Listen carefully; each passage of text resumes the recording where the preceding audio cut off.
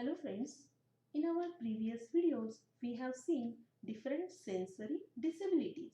Now in this video let us understand another type of disability, that is physical disability. Now let us understand what does physical disability means. A physical disability is the long-term loss or impairment of part of a person's body function resulting in a limitation of physical functioning, mobility, dexterity or stamina. Means physical disability is an impairment or dysfunctioning of different body parts of the person. It may result in the or it may limited physical functioning, movements and performing certain tasks. It may enable person to perform certain normal movements like walking, mobility, sitting, eating, bathing, use of hands and arms, muscle control, etc. There are three types of physical disabilities: orthopedic impairment, multiple disabilities, and traumatic brain injury.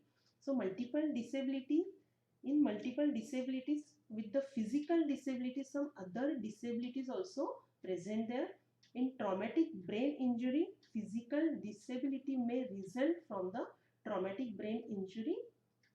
Now, there are different physical disabilities like amputation, spinal cord injury, cerebral palsy, spina bifida, multiple sclerosis, muscular dystrophy, musculoskeletal injuries. So, all these type of disabilities we can bifurcate in the three types of disabilities, that is orthopedic disabilities, multiple disabilities and traumatic brain injury. Now let us understand what does orthopedic impairment means. Orthopedically impaired are those who suffer from a defect that is accompanied by one or other type of deformity that inhibits the normal exercise of his or her muscles, joints or bones. The same thing is explained in the next definition in Federal Individuals with Disabilities Education Act. An orthopedic impairment is defined as a bone, joint or muscle related disability that is so severe that it negatively affects a child's educational performance. There are three types of orthopedic impairment: neuromotor impairments, degenerative diseases and musculoskeletal disorders. So let us understand this type of orthopedic impairment one by one. So neuromotor impairment may result from the damage to the brain, spinal cord and nervous system. This neuromotor impairment may acquire at the time of birth or before birth. Because of this damage to the brain, damage to the nervous system, different complex motor problems may they have to face. It may affect several body system, as neuromotor or brain is the control of our whole body, so they may affect the several body systems in our body. Limited limb movement will be there, and as there is a damage to the brain or nervous system, person may lose some controls like loss of urinary control, then loss of proper alignment of the spine. So spine is not properly alignment, so it may affect the posture of the person. And the best example of this neuromotor impairment is cerebral palsy and spina bifida. Then degenerative diseases. So this degenerative diseases is composed of various types of diseases that may affect the motor development or motor skills of the person.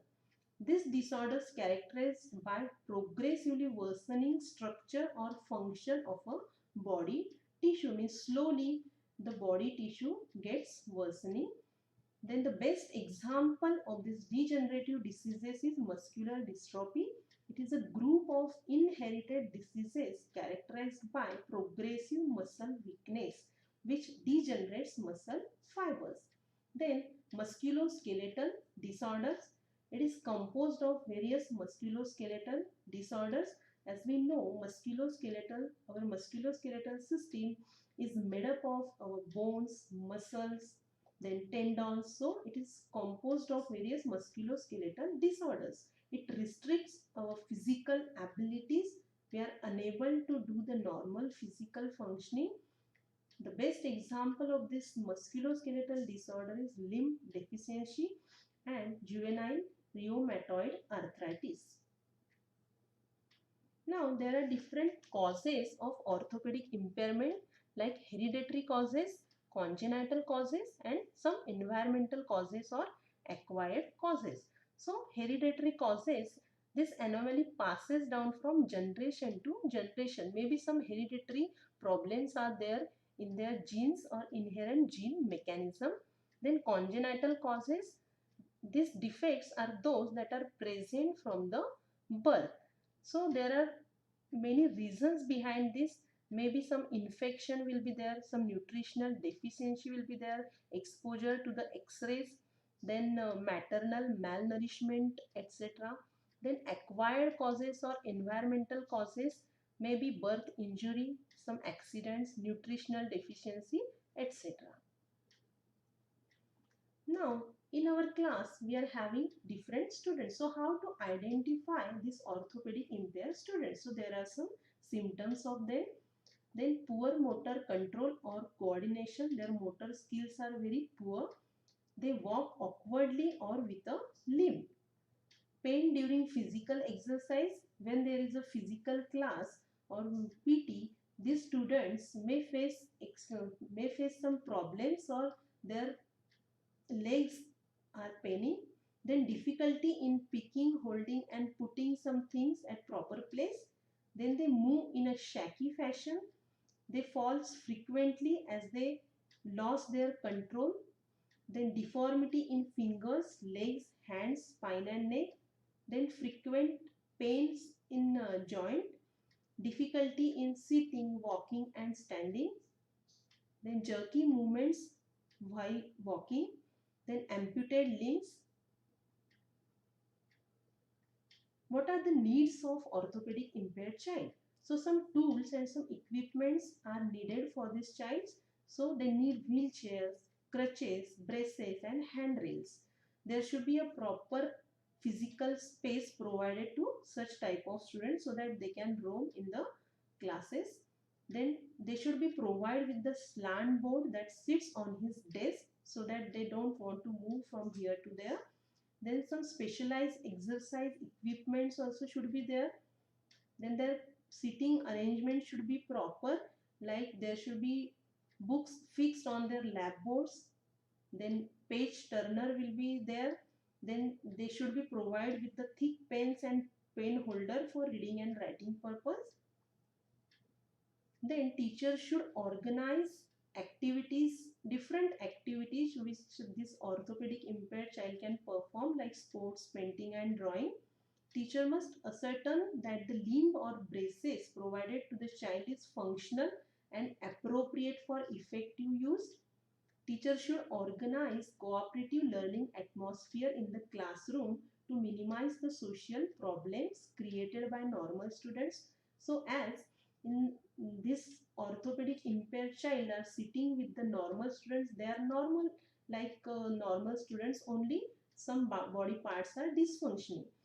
Okay, so in this orthopedic impaired, we should provide them with different teaching methods, like we can use cooperative learning method. So in cooperative learning method, we can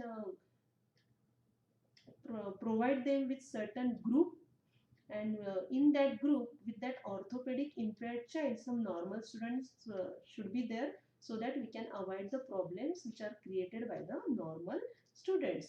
Then short ramp on steps, hand bar by the side of a water tap in a toilet or near a section of the blackboard.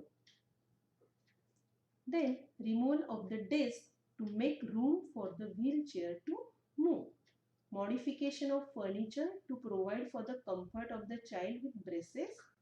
Then rubber mats over slippery sections of the floor within the classroom.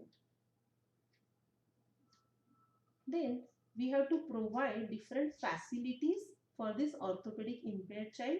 Then wide doorway should be there so that this orthopedic impaired child can move with their wheelchairs and braces. Handrail should be there. Non-skid floors should be there, or if skid floors are there, rubber mat should be there. rounded corners, then playground or play area should be big. You should provide them with the proper footrest. Adjusting seats should be there to turn to sides so that the child with braces can sit more easily. Now these are some modern technology we can use, that is screen reading software, speech recognition software, then augmentative and alternative communication devices, and academic software packages for students with disabilities, which can through which we can receive their educational needs. So these are some references which I have been used to prepare this video. You can also go through it for detailed information. Thank you so much.